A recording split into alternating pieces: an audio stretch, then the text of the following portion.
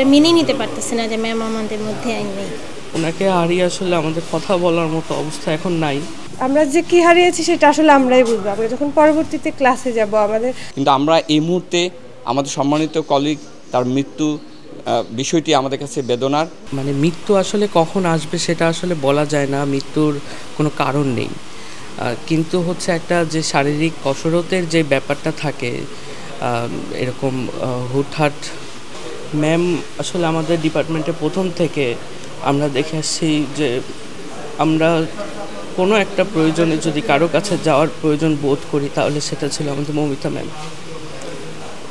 ওনাকে হারিয়ে আসলে আমাদের কথা বলার মতো অবস্থা এখন নাই। কিন্তু নির্বাচন যেহেতু হচ্ছে, নির্বাচনের যেই পদ্ধতি অবশ্যই ত্রুটিপূর্ণ। এখানে আমরা যখন অন্যান্য টিচারদের সাথে কথা বলছি তারাও বলছে তাদের শারীরিক অবস্থা ভালো না। আমাদের আরেকজন টিচার শুনলাম তিনিও শারীরিকভাবে অসুস্থ হয়েছে।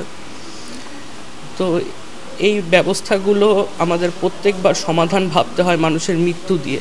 আজকে যদি এই মৃত্যুটা নাও হতো এই প্রশ্নটাও হয়তো আসতো না।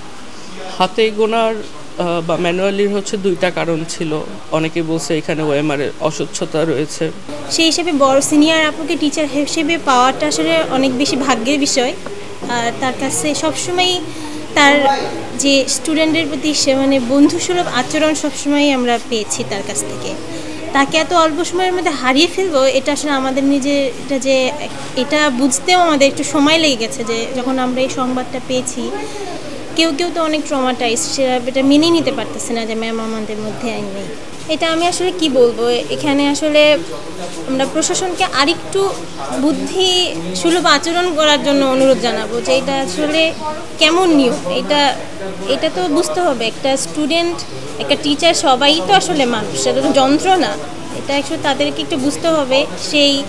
সেইভাবে প্রথম থেকে একটু বিবেচনা করে সিদ্ধান্তগুলো নিলে হয়তো বা এটার সম্মুখীন হতে হতো না। সবার তো আসলে সবার তো আসলে সুস্থতা সব একই রকম না। কেউ স্ট্রেস নিতে পারে, কেউ নিতে পারে না। সবার শরীরটা ঠিকভাবে কাঠামোগতভাবে বা তারা সেভাবে সঠিকভাবে হয়তো বা তার অসুস্থতা ছিল আগে থেকে, সে বলতে পারে না বা সে বুঝতে পারে না এটা এত বড় আকার ধারণ করবে।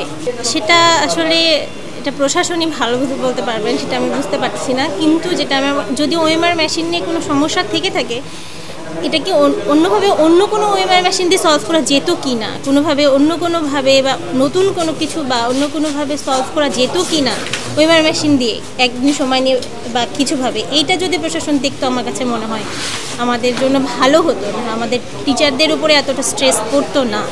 মৌমিতা ম্যাম আমাদের হচ্ছে কি এখানকার জাহাঙ্গীরনগর ইউনিভার্সিটির 42তম আবর্তনের একজন শিক্ষার্থী ছিলেন এবং উনি পাশ করে আমাদের শিক্ষক হিসেবে নিয়োগ নেন। তো উনি যতটা না শিক্ষক ছিলেন তার থেকে বেশি আমাদের আপনজন ছিলেন। আমাদের সিনিয়র আপু হিসেবে, অভিভাবক হিসেবে আমাদের প্রতি অনেক সচেতন ছিলেন উনি। এমন হয়েছে যে আমরা ক্লাসে মনোযোগ দিচ্ছি না, উনি ব্যক্তিগতভাবে আমাদের সাথে কথা বলেছেন, আমাদের কি সমস্যা, আমরা কেন পড়াশোনা করতে। খুবই শিক্ষার্থী বান্ধব ছিলেন। আমার আসলে আমি ব্যক্তিগতভাবে আসলে অনেক আপসেট যে বিশ্বাস হচ্ছে না আমার, সত্যি কথা যেটা। এখন এটা নিয়ে আমি আর কি বলতে পারি। উনি যে চলে গেছে সেইটাই আমার মানতে কষ্ট হচ্ছে। এখন আমি আর অন্যান্য বিষয় আর কী বা বলতে পারি। একজন মানুষ, সবার তো আর একরকম স্ট্রেস নেওয়ার সক্ষমতা থাকে না। উনি সারাদিন সকাল ভোর থেকে নিয়ে সন্ধ্যা পর্যন্ত পোলিং অফিসার হিসেবে কাজ করেছেন। এরপরে আবার ওনাকে আবার সকালে ডিউটির জন্য ডাক দেওয়া হয়েছে। এখন আমাদের আর কি বলার আছে এই ব্যাপারে, যে কার কারণে কি বলবো আমরা আসলে। এখানে আমি আসলে আর কিছু বলার নেই। ম্যাম চলে গেছে, এইটাই আমাদের যে আমরা যে কি হারিয়েছি সেটা আসলে আমরাই বুঝবো, আমরা যখন পরবর্তীতে ক্লাসে যাব। আমাদের এরকম একজন বন্ধুসুলভ শিক্ষক থাকবেন কিনা। আমরা এত বড় একটা বিশ্ববিদ্যালয়, 21টা হলের নির্বাচনী গণনা একটি জায়গায় সেন্টার্ড হচ্ছে, তার যে একটা সার্বিক ব্যবস্থাপনা বা ডিসেন্ট্রালাইজ করার মতো বুদ্ধিভিত্তিক জায়গা থেকে ব্যবস্থাপনাটা করা উচিত, সেটা করা উচিত ছিল। তার চেয়েও বড় বিষয় হলো একটি মানুষের কর্ম করার একটি সীমাবদ্ধতা আছে। সেই জায়গায় আপনার রেস্ট নেওয়া অথবা এটা একটা গ্যাপ দিয়ে করা অথবা এটার ব্যবস্থাপনা ডিসেন্ট্রালাইজড করার এই প্রক্রিয়াগুলো আদৌ ভালোভাবে নেওয়া হয়েছে কি না সেটি কিন্তু এখন প্রশ্ন রাখছে। কিন্তু আমরা এই মুহূর্তে আমাদের সম্মানিত কলিগ তার মৃত্যু বিষয়টি আমাদের কাছে বেদনার। এবং তার সংক্ষুব্ধ পরিবার শোক সন্তপ্ত পরিবারকে সমবেদনা জানানো সহ তার অন্ত্যেষ্টিক্রিয়াটা আমরা ঠিক শেষ করতে চাই।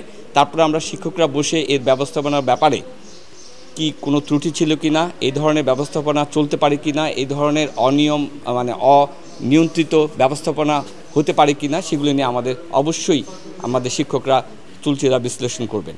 আমি বিশ্বাস করি যে এর মধ্য দিয়ে আমাদেরকে চোখে আঙুল দিয়ে দেখিয়ে দিয়েছে যে আমরা কতটা চাপের মুখে বা স্ট্রেসের মধ্যে দিয়ে শিক্ষকদেরকে কাজ করতে হচ্ছে।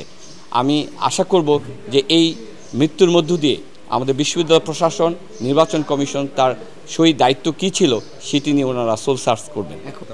প্রথমত বলি, আমি নির্বাচন প্রক্রিয়ার সাথে যুক্ত না, সঙ্গত কারণে আমি জানি না তাদের মানসিক অবস্থা কেমন।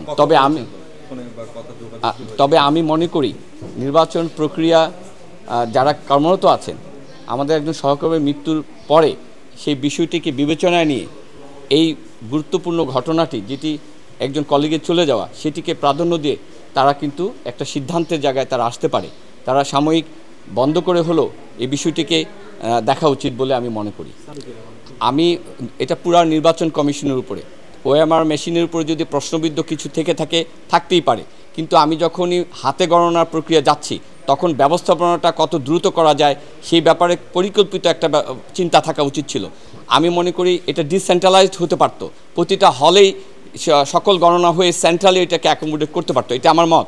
কিন্তু এই বিষয়টা তো ভাববার তাদের যে স্বাস্থ্যগত ঝুঁকির ব্যাপার, এতগুলা গণনা কতদিন লাগবে, কত সময় লাগবে, এরকম একটা আনলিমিটেড সিচুয়েশনে কর্মকর্তা কর্মচারী শিক্ষকদের কাজ করানোটা কতটা সমীচীন সেটি নিয়ে আমার প্রশ্ন। শিক্ষার্থীদের কনসার্নটা কিন্তু অমূলক না।